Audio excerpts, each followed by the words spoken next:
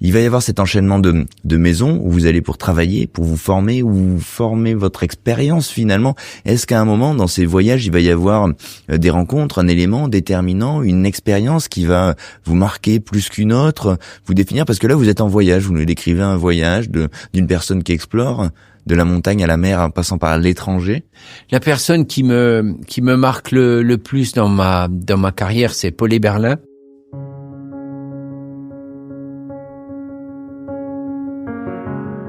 J'arrive à l'auberge de Lille qui, à l'époque, avait 3 étoiles. Donc, j'y arrive en 90. Ça doit faire presque 20 ans qu'ils ont 3 étoiles, 66. Ouais, ça fait 20, entre 20 et 25 ans qu'ils ont 3 étoiles. J'arrive dans cette maison, et puis, je vois un chef qui est adossé, et dans les années 90, on commence à parler de cuisine fusion, on commence à avoir les gélifications tout doucement, tu n'y es pas encore, mais on a arrêté de mettre la sauce sur les poissons et tout ça, et puis moi, je corresponds à une jeunesse qui doit s'inscrire dans ça. Et donc, j'arrive dans cette maison hyper classique où on sauce encore sur le poisson, mais par contre, Paul Eberlin a une sincérité qui me bluffe tout de suite. J'ai adoré l'homme parce que il aimait les traditions, il aimait tout ce que la cuisine rejetait à cette période-là. Ouais. Et lui, il tient bon dans cette tradition. Et lui, il est là dans cette tradition. Et je sais pas, je me dis pas, ah oui tiens, mais c'est ce qui me plaît à vrai dire, tout simplement. Ça vous touche. Ouais, exact. Et c'est ça qui me dit tiens, si un jour je dois faire, c'est là où la première réflexion, si un jour j'arrive à avoir mon entreprise et gérer ma cuisine avec machin, c'est dans ce sens-là que j'irai.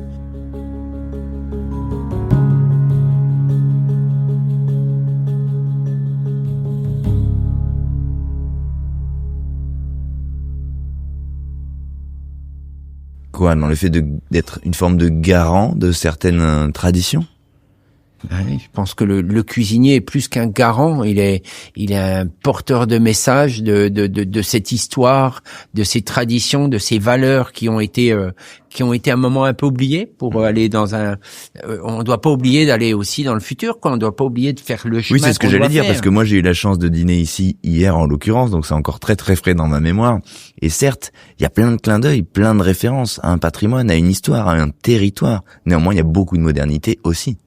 Ouais, disons que j'aime beaucoup m'adosser à cette cuisine de tradition, à cette cuisine qu'on mange en famille, et puis j'aime vous la redonner comme ça, mais avec ma vision. Ouais. Je prends le chromeski d'escargot par exemple, c'est l'escargot qu'on mange dans le bistrot. Sauf que là, il faut l'amener de façon à se dire tiens comment il a fait. Alors là, je suis bluffé quoi. Ouais, hier j'ai mangé une tarte flambée qui n'avait pas trop la physionomie d'une tarte flambée, mais qui avait le goût.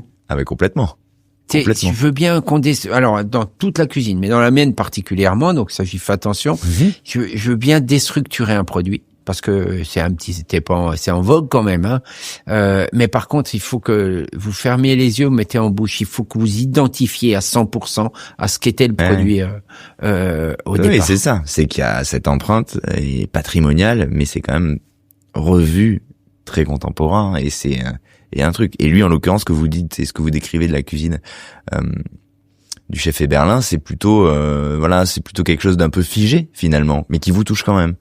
Ouais, c'est une cuisine qui est restée figée. Elle est restée toutes ces années jusqu'à aujourd'hui. Il y a encore des plats de Paul Eberlin qui sont des plats des plats bluffants. Quand on va à l'auberge de Lille, Mais alors c'est bluffant par quoi justement? C'est intéressant ça de se demander en quoi une cuisine qui quelque part, je caricature, mais n'évolue pas finalement, ou en tout cas reste dans sa forme et sa proposition la même. En quoi cette cuisine peut encore nous toucher? Je pense que c'est comme quand dans une histoire, vous savez que c'est une maison qui a une histoire de 20 ou 30 ans ou 40 ans ou 50 ans en arrière, ou quand vous rentrez dans une maison ou dans un musée, il y a une histoire, il y a quelque chose qui vous habite. Ça, des plats comme ça vous habite parce que l'histoire d'une tradition de cette cuisine populaire qu'on vivait avant, parce qu'avant on allait travailler pour manger, hein, et une fois qu'on avait mangé, grossièrement on se reproduisait et on allait de nouveau travailler pour manger, quoi. Voilà, c'était ça. Et comment on faisait pour avoir un plat chaud quand on rentre d'aller du lavoir, ou je sais pas, d'aller au champ, et quand on rentre, comment on fait pour avoir un plat chaud. Donc on se servait de la braise, on se servait de tout ça, de ces énergies pour cuire ou pour garder au chaud. Bah c'est des plats qui avaient tellement de goût et tellement de puissance de saveur. Et moi j'aime cette mémoire, j'aime bien la ramener. Et je pense que la cuisine, c'est comme la musique. Il y a des fois, vous êtes à un endroit, vous entendez une musique, tiens, ça vous rappelle un endroit. C'est une mémoire. La cuisine, c'est presque identique pour moi. Et ça, vous découvrez ça chez lui, finalement, cette espèce de capacité d'avoir... C'est le déclic que j'ai eu. Et je l'ai toujours dit, c'est le déclic que Paul Eberlin a eu, m'a donné. Et à partir de là, j'ai dit, je veux travailler plus que chez des gens qui ont une vraie identité sur le terroir. Et je suis allé à contre-courant quelque part. Ouais, de l'époque. Ouais. Qui n'avait pas envie de ça, qui voulait faire de la sphérification et de... Ouais. Il faut l'essayer aussi, ça c'est... pour vous dire ça vous plaît ou pas, il faut aussi les essayer ces cuisines. Mais je reviens sur et c'est là où j'ai dit voilà la sincérité, voilà, sincérité de votre travail est peut-être le plus important. Ouais, c'était sa démarche. Absolument.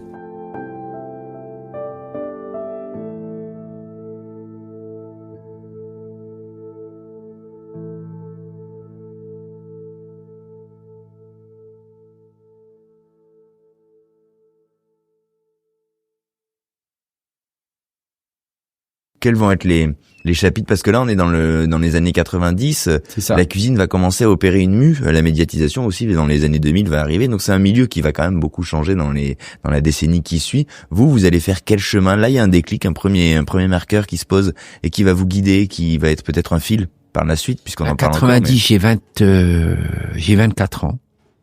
J'ai 24 ans, Rollinger est en train d'éclore dans son petit coin. On parle de lui, du génie en 2-3 ans qu'il était. Et donc j'ai dit voilà, faut que j'aille chez Rollinger. Et je suis allé chez Rollinger. Ah ouais. Et là, je me suis retrouvé encore une fois au bord de mer avec avec le génie qu'il avait et qu'il a toujours et qu'il a transmis à son fils d'ailleurs.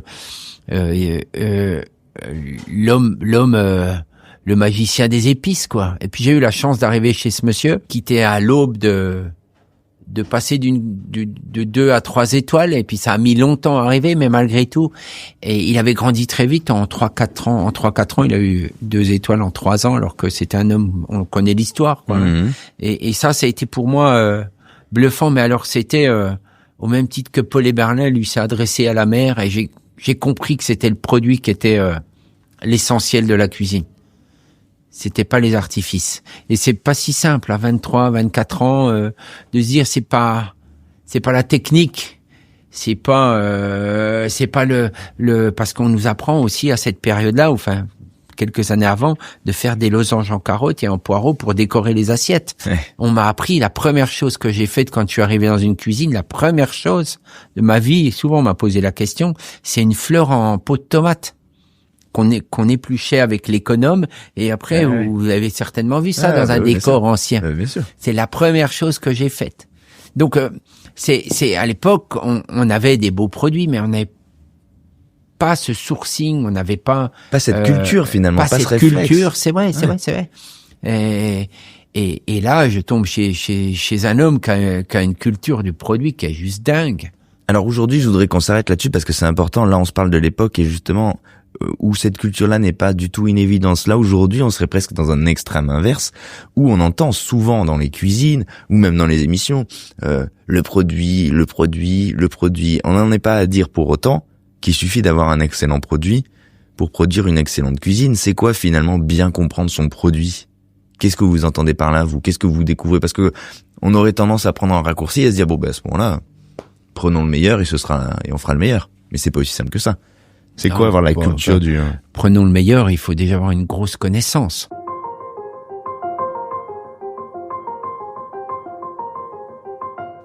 Il faut être curieux. Il faut tous les jours se remettre en question. C'est quoi un vrai produit? Comment un produit est cultivé? À quel moment? Quelle est la meilleure saisonnalité?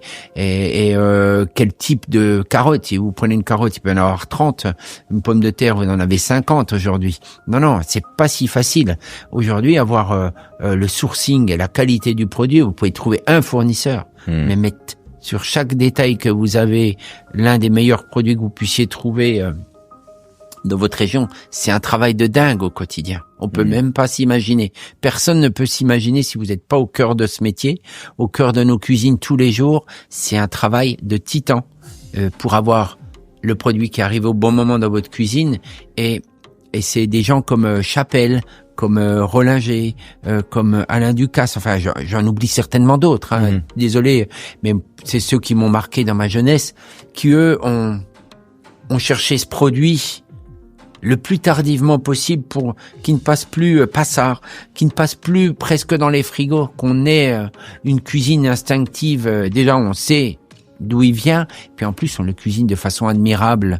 Quand il arrive chez vous, ça passe pas au frigo. Ça, c'est extrêmement difficile. Ouais. C'est le plus dur, je pense, aujourd'hui à mener.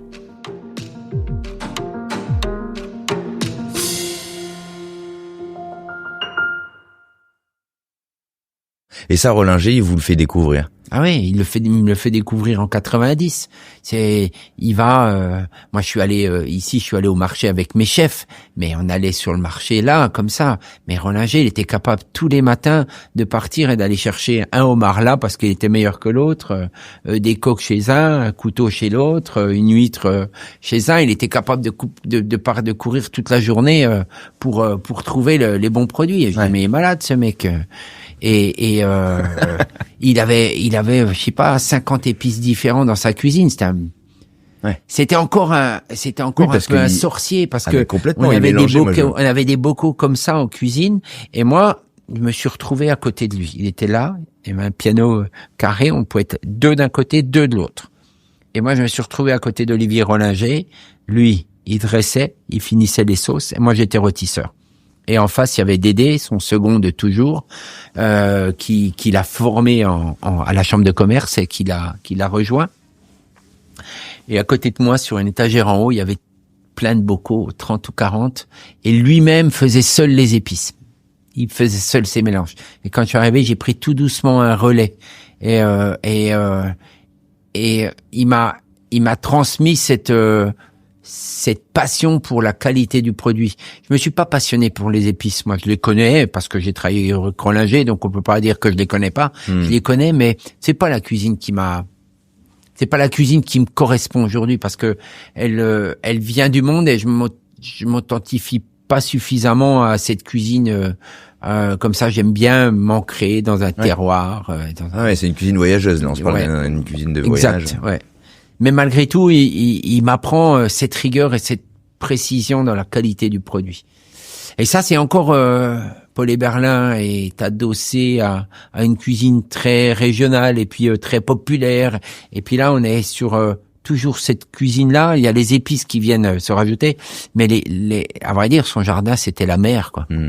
Et ça, on l'a pas compris. Aujourd'hui, tout le monde parle de ça, mais on l'avait pas compris à l'époque. Ouais, c'est une fibre, c'est une manière d'envisager les choses. Et ce que vous décrivez de ces métiers-là et de la manière dont ils le font, c'est quelque chose finalement d'assez évident, simple. Quand vous le décrivez, aller chercher le meilleur homard, ben en fait, on est dans la quintessence du métier de cuisinier finalement. Oui. Aller au champ, cueillir sa carotte. Chercher un homard, on peut aller chercher un homard au Super U. Hein.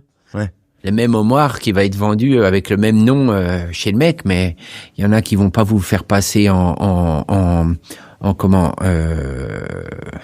mais non, dans les bassins, quoi. Il y en a qui les mettent dans les bassins pendant une semaine, 2 semaines, 3 semaines, mais une fois qu'ils ont passé 3 semaines sans bouffer dans les bassins, vous pouvez l'avoir à la maison. C'est pas du tout le même goût, c'est pas machin. C'est quand même donc quand on est au bord de mer, c'est plus facile. Hein. Quand on est en Alsace, c'est moins simple. Mais c'est une démarche. Ça reste une démarche. Exactement. D'aller chercher. À partir du moment où vous avez décidé d'avoir un homard, un jour, vous faites ce qu'il faut pour. Ouais. C'est un sourcing que vous devez avoir dans le quotidien. Et ça, je peux vous dire, si vous parlez pas avec vos fournisseurs ou avec vos copains, parce que ça devient des amis au bout d'un moment, ils connaissent votre vie, ils savent qui vous êtes, ils savent ce qu'ils doivent faire pour vous. Si vous créez pas ce lien, le mec ne bosse pas pour vous.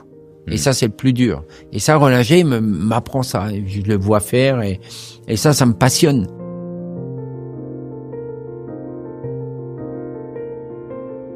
Il y a quand même des choses qui se dessinent là, en tout cas il y a des cartes qui vont vous aider, cette carte est Berlin, ce rapport à la territorialité, Rollinger, ce goût du produit, d'être au cul du bateau finalement et de récupérer un peu ce que vous aviez dans votre enfance, c'est-à-dire le lien direct avec la nature et l'environnement qui est le nôtre, quoi. Ouais, indirectement, je retrouve, j'ai fait le bon choix, à vrai dire. Ouais.